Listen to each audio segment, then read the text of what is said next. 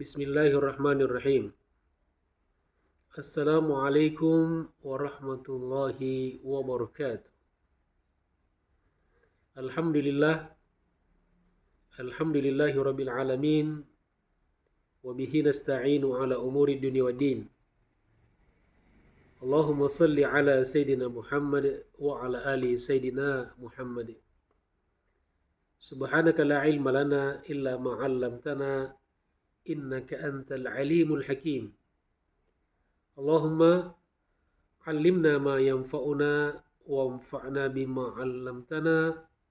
Rabbana zidna ilman warzuqna fahma. Rabbi shrah li sadri wa yassir li amri wahlul 'uqdatam min lisani yafqahu qawli. Amin ya rabbal alamin. Saudara-saudaraku yang saya cintai dan saya hormati karena Allah Subhanahu wa taala. Alhamdulillah, puji syukur kita panjatkan kepada Allah Subhanahu wa taala bahwa kita masih bisa kembali bersilaturahim.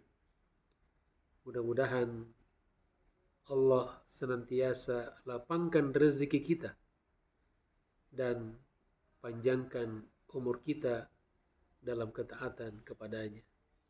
Insya Allah. Amin ya rabbal alamin. Saudara-saudaraku yang saya cintai dan saya hormati karena Allah Subhanahu wa taala. Tema bahasan kita pada kesempatan ini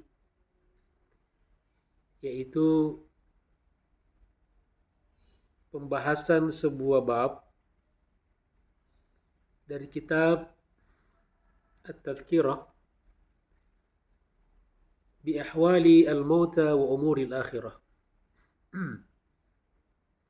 Dari kitab At-Tadhkirah, di judul yang terkenal namanya kitab At-Tadhkirah. Judul panjangnya At-Tadhkiratu bi ahwali al-mauta wa umuri al-akhirah.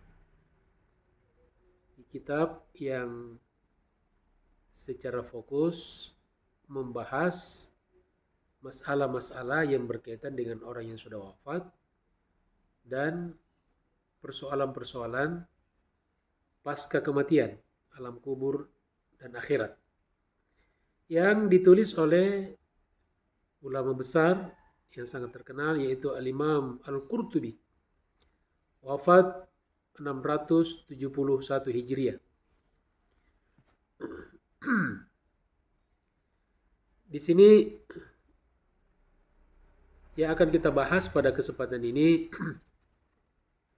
yaitu bab ma yattabi'ul mayyita ilal qabri wa ma yarji'u ba'da dafnihi wa ma yabqa ma'ahu fil qabri.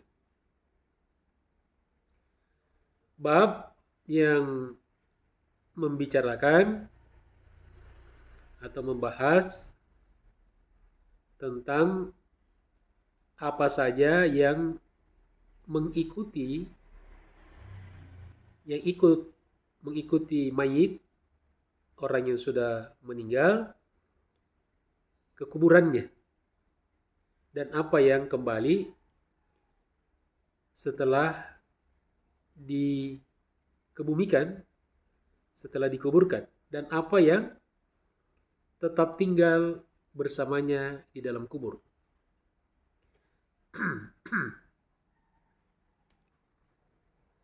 Di sini dimulai dengan sebuah hadis riwayat Imam Muslim. Rawa Muslimun marfu'an. Ini sabda Nabi sallallahu alaihi wasallam. Apa kata beliau? Yattabi'u al-mayyita thalathun. Yarji'u ithnani wa yabqa wahidun. Yattabi'uhu ahluhu wa maluhu wa amaluhu. Fayarji'u ahluhu wa maluhu wa yabqa amaluhu.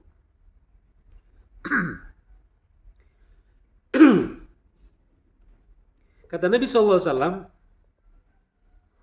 yattabi'ul mayyita thalathun.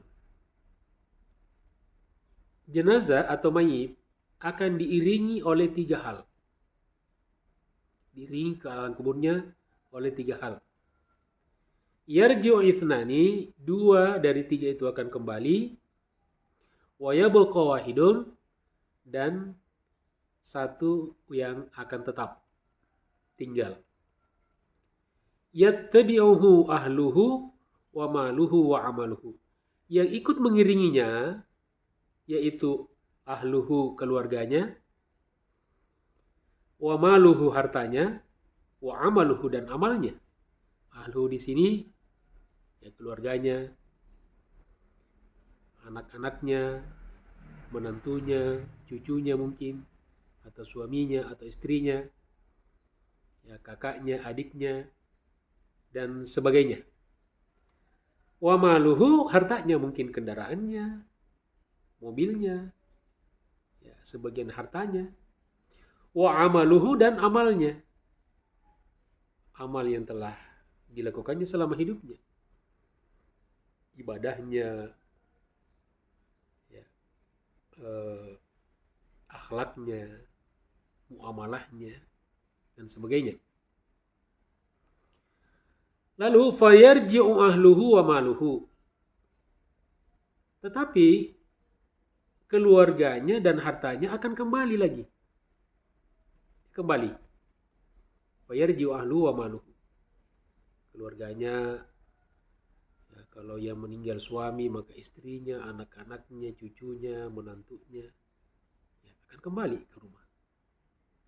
Tidak ada cerita itu yang walaupun ketika seseorang meninggal dia nangis, saya tidak akan berpisah denganmu, saya tidak akan rela meninggalkanmu. Ya, ya mungkin sampai di kuburan masih menangis, memeluk kuburannya.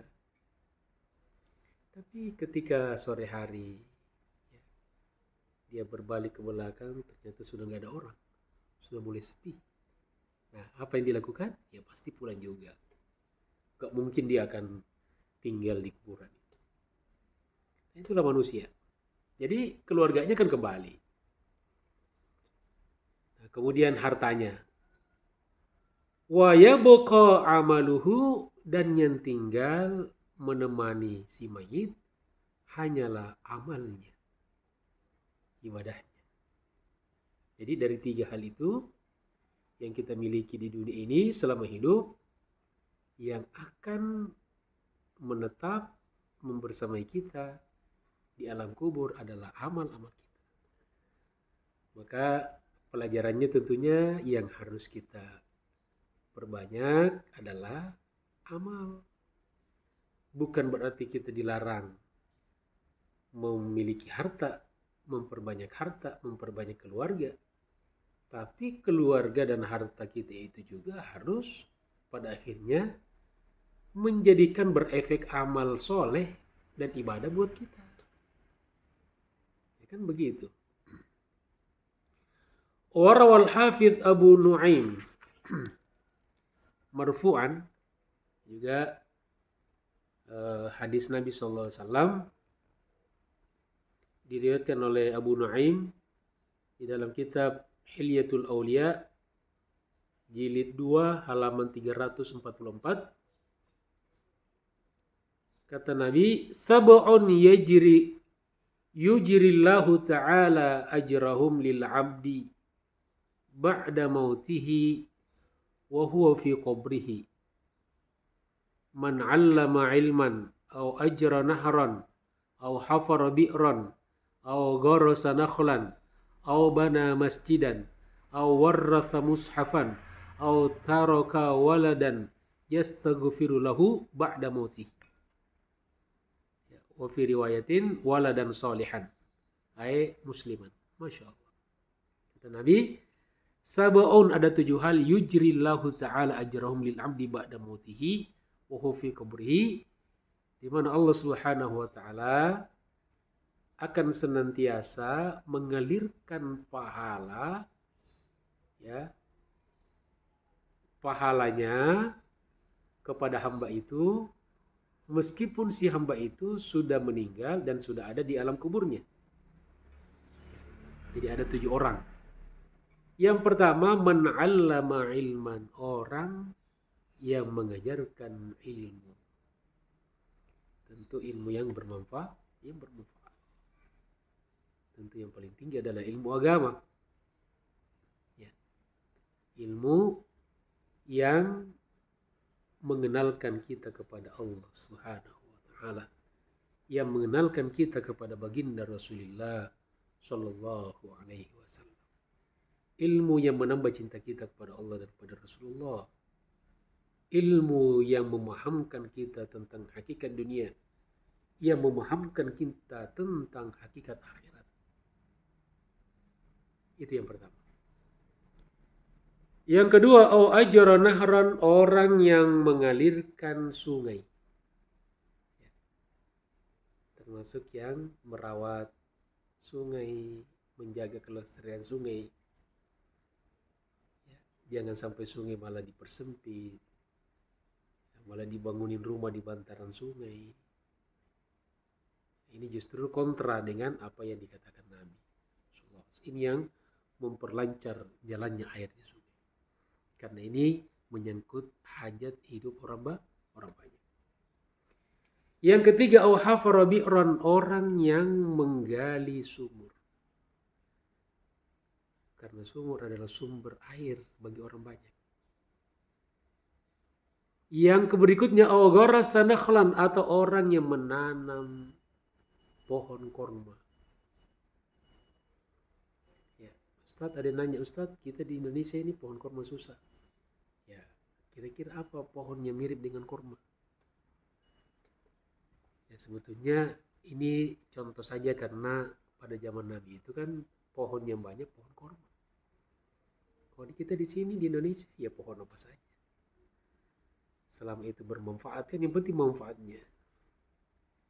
Dan mungkin kata orang kalau pohon yang mirip dengan pohon korma itu adalah pohon kelapa. Semua dari kelapa itu bermanfaat. Tidak ada yang sia-sia. Makanya lambang pramuka itu adalah tunas pohon kelapa. Ya, diharapkan nanti generasi pramuka itu seperti pohon kelapa yang selalu bermanfaat. Apa saja dari yang keluar dari kelapa itu bermanfaat. Alhamdulillah. Yang berikutnya, obana masjidan, orang yang membangun masjid. Masjid, ya, maksimalnya membangun masjid dengan dananya sendiri. Kalau tidak bisa ya dengan patungan. Kalau tidak bisa ya dengan nyumbang. Tapi tentu yang dimaksud di sini orang yang membangun masjid.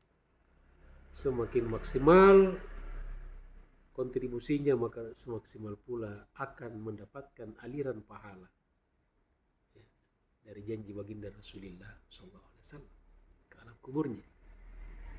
Berikutnya, awarratha mushafan, orang yang mewariskan, mewakafkan mushaf Al-Quran, sehingga banyak yang baca di masjid-masjid. Dia mewakafkan Al-Quran sehingga orang yang di masjid bisa baca Al-Quran. Di pesantren-pesantren, di sekolah-sekolah agama, di perpustakaan-perpustakaan, bahkan di rumah-rumah tahfidzul Quran. Maka Quran itu, mushaf itu akan bermanfaat, akan menjadi jariyah. Maka pahalanya pun akan mengalir kepada orang yang mewariskan, yang mewakafkan mushaf Al-Quran.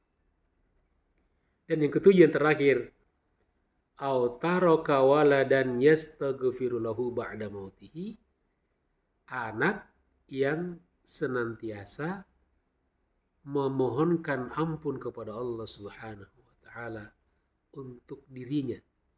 Ya. Jadi dia meninggalkan anak yang selalu mendoakannya, mohon istighfar